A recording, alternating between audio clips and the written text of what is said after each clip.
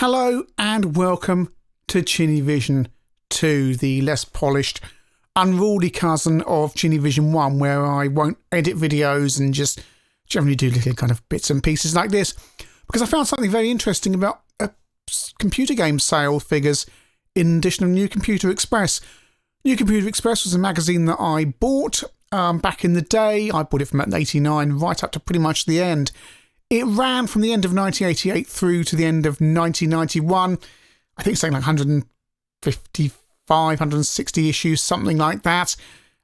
Started off at a fairly low price, about 60p a week, something like that. Ended up at £1.50 because the final issues included a Amiga ST and PC cover disc that pushed the price up. Published by Future Publishing, who bought you Amiga Power, Amiga Format, later years of your Sinclair, Amstrad Action, Ace, and these days Edge. Is Games Master still going? Got no idea. Haven't bought a magazine for years. You know, the people from Bath, founded by Chris Anderson, who went on to do TED Talks, who started off at the back of a garage with Amstrad Action as their first magazine, and are now basically taken over the world and publish all sorts of stuff. But yeah, I found interesting stuff in this edition of New Computer Express, and we're going to have a look here. You don't want to see OBS Studio. What you do want to see is this article. Figures are fun. And it has software sales for the last 12 months, from basically some point mid-1990 through to some point mid-1991.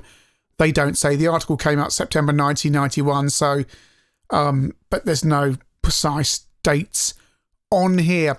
And they do say these figures are formed from just 14 software houses, don't include Ocean, Microprose, Sierra, Origin, and was seemingly quite a few others. So they don't mention people like Codemasters and so on, so we can assume Codemasters are in here, but who knows who are in there, especially some of the smaller companies like Zeppelin and Players, who are doing a lot of 8-bit software at this time.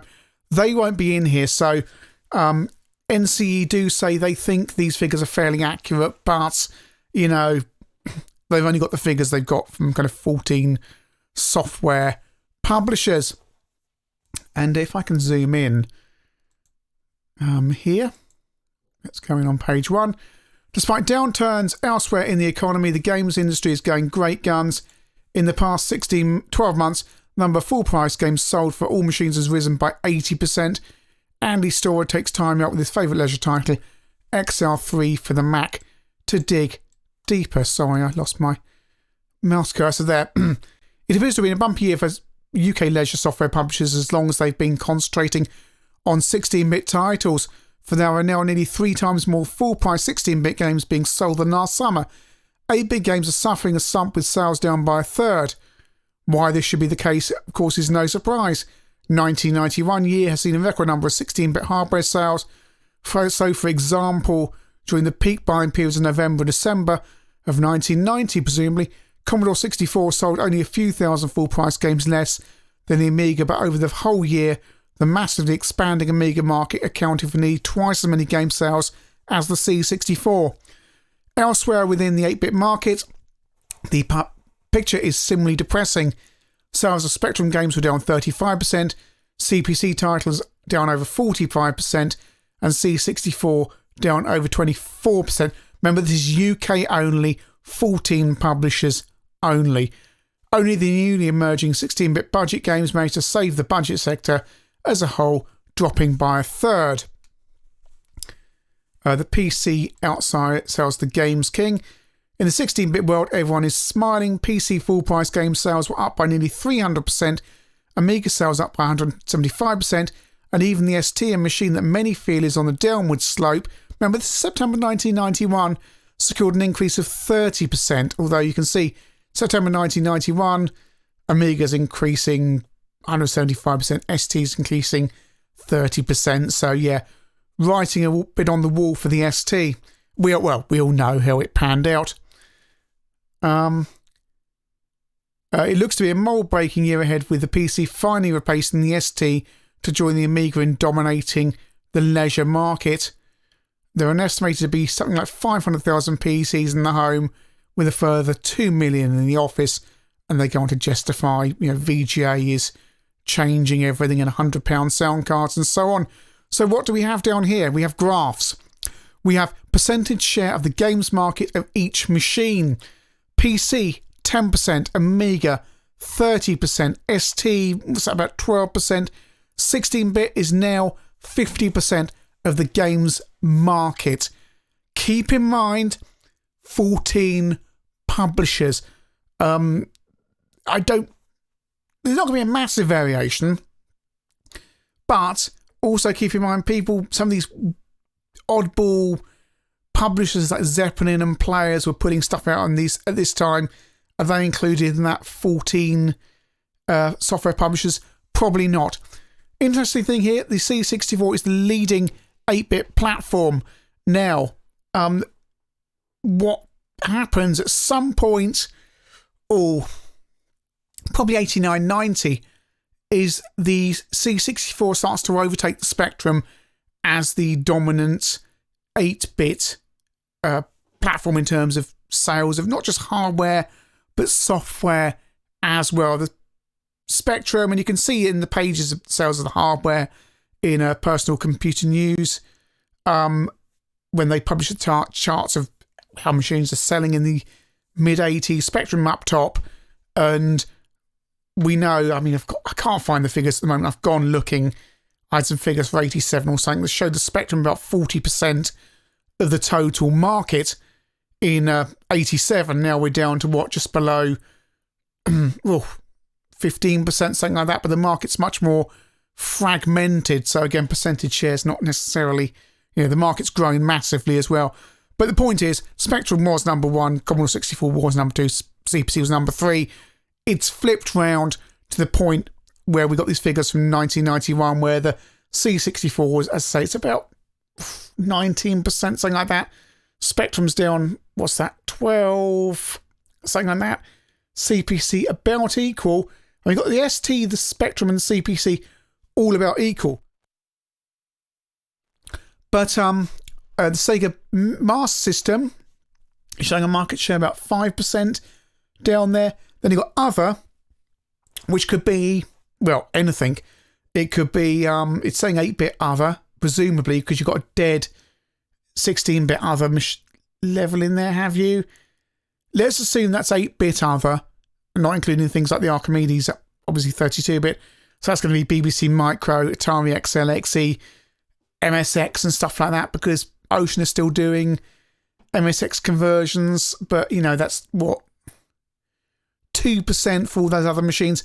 8-bit market totaling about 40%, 16-bit market 50%, so there's a 10%. What is that other 10%? Not the Archimedes.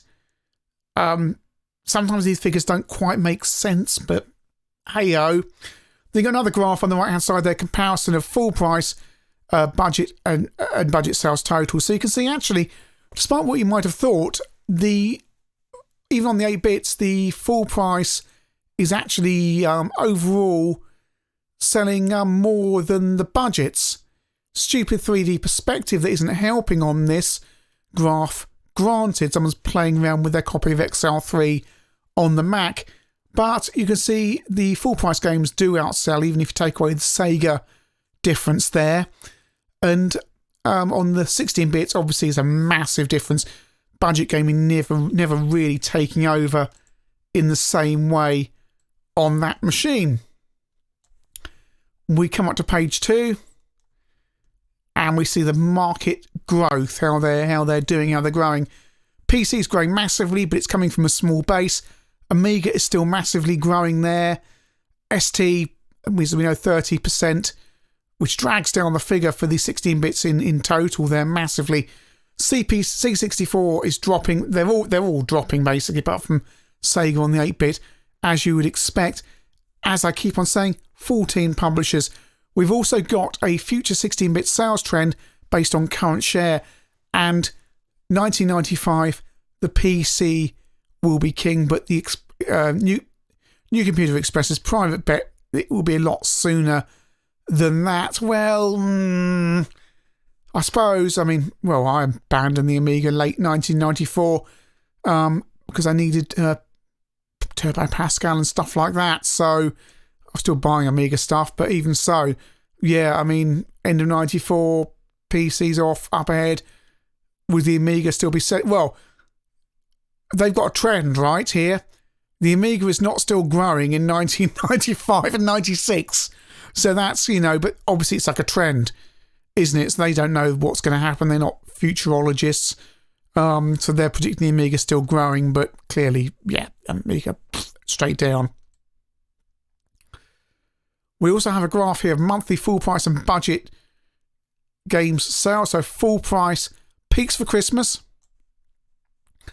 And budget is, you see people buying budget in, odd enough, January and February.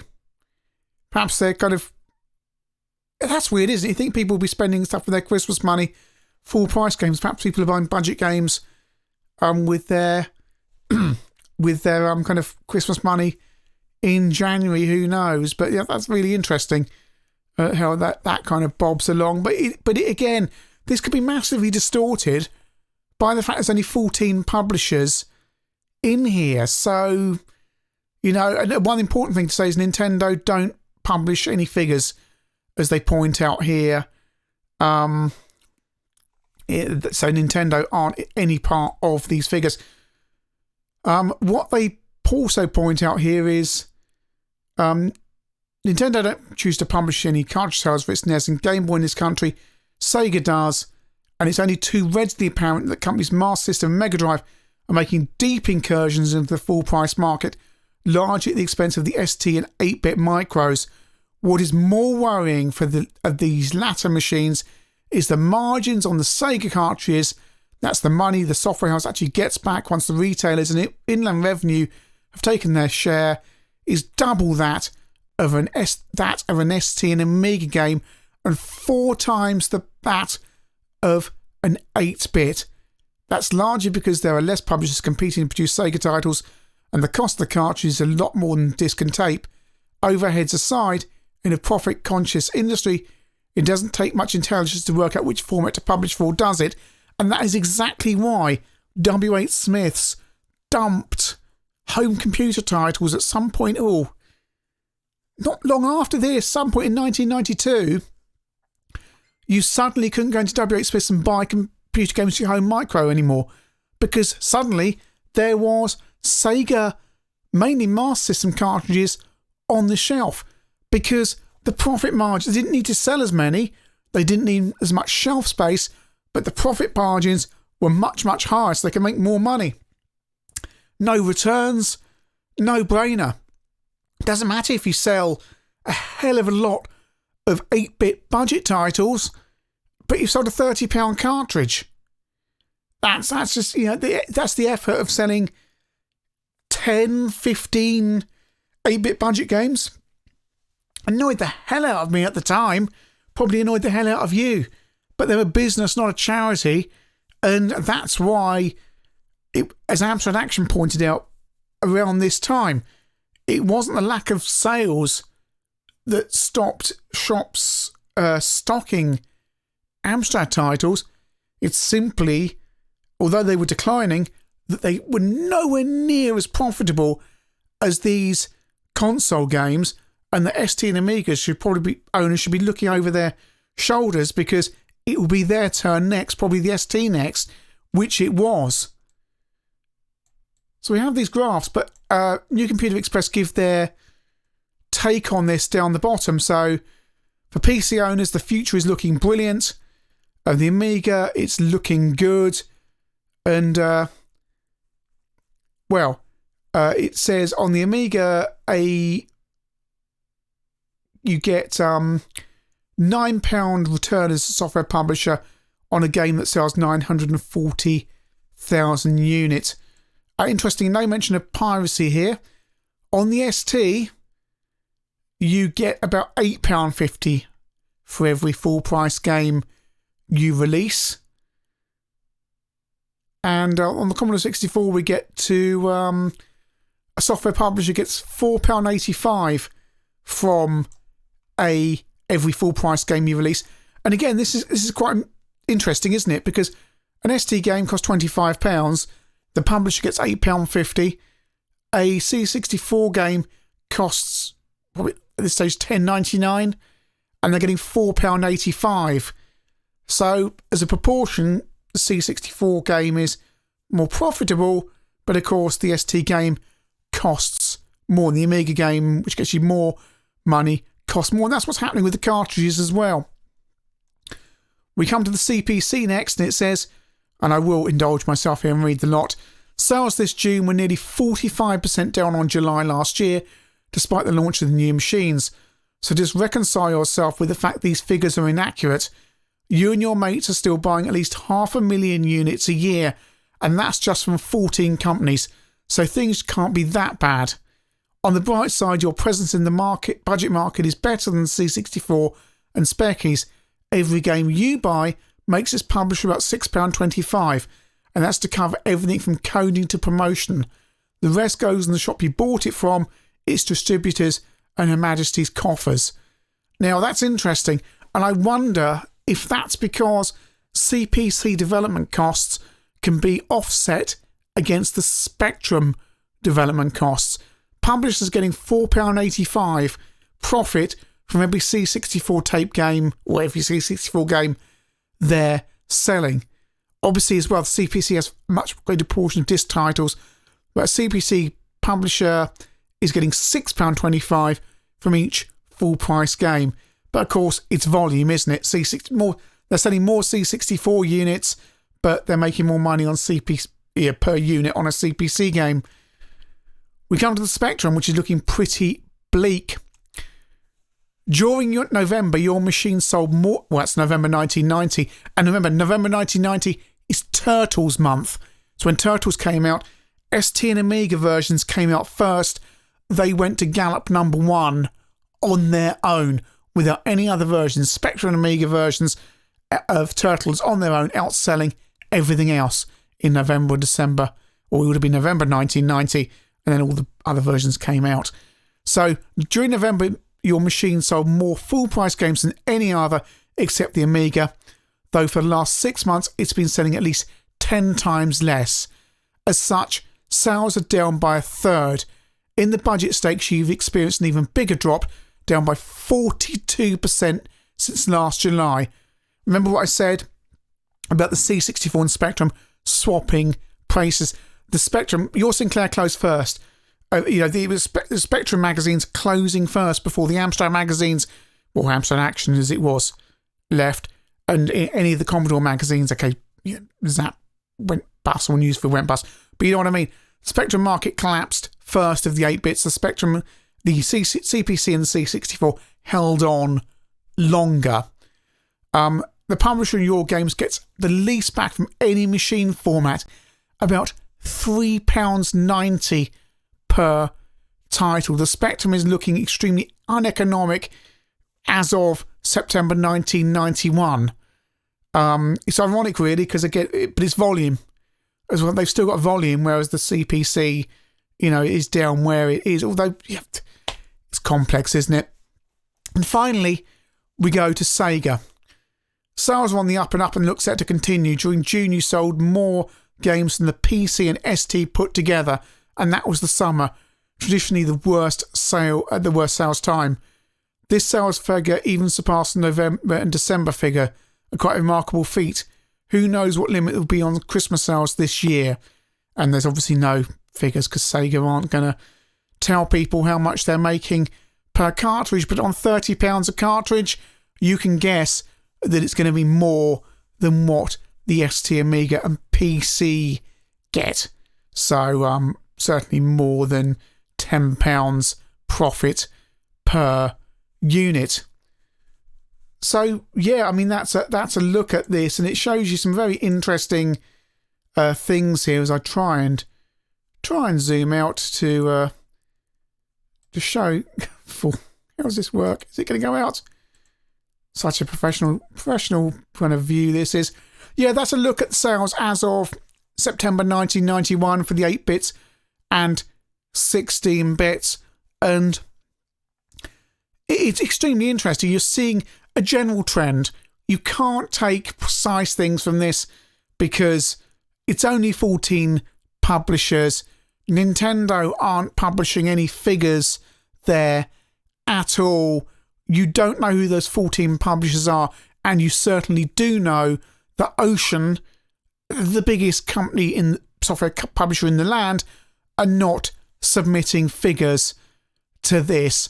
So, you know, it's a little bit all over the shop, but it's an interesting exercise, and it's some nice detailed figures I've seen of this kind of thing. Thanks for tuning in to see this. If you've got any comments on this and any thoughts on it, feel free to put them in the comments below. This is ChinnyVision 2, so I do apologise for the general shoddiness and rambling nature of this stream. But hey, it's ChinnyVision 2, and if you like, well, go and watch ChinnyVision 1 if you want to see it done semi-properly. Look, so professional. I've got OBS Studio up. Thanks for watching, and speak to you soon. Cheers.